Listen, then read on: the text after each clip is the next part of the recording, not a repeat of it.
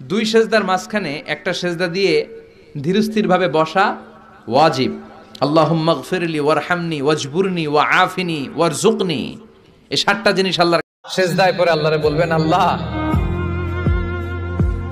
এই পৃথিবীতে আমি ছাড়া তোমার গোলামের অভাব নাই, কিন্তু তুমি ছাড়া আমার দ্বিতীয় কোনো রব নাই।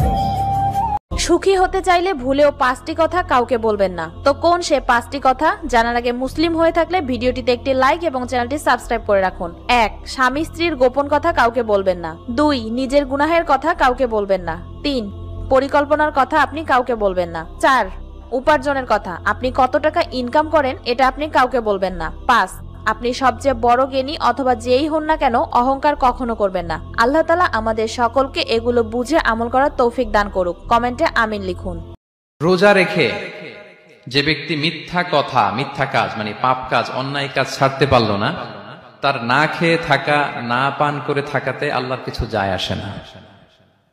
তার ওই রোজার আল্লাহর কোনো প্রয়োজন নাই, এটা জাস্ট উপর।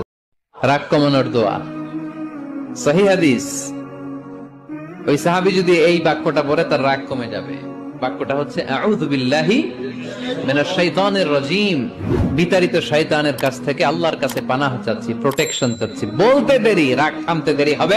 যে ব্যক্তি প্রতিদিন সকালবেলা মহান আল্লাহ তাআলার এই পবিত্র নামটি মাত্র 10 বার পাঠ করে নিজের হাতের তালুতে ফু দিয়ে সেই হাতের তালু মুখমণ্ডল বুলিয়ে দিবে, ইনশাআল্লাহ মহান আল্লাহ তাআলা তাকে প্রচুর ধন সম্পদের মালিক বানিয়ে দিবেন। তো নামটি জানার আগে ভিডিওতে একটি লাইক ও চ্যানেলে সাবস্ক্রাইব করবেন।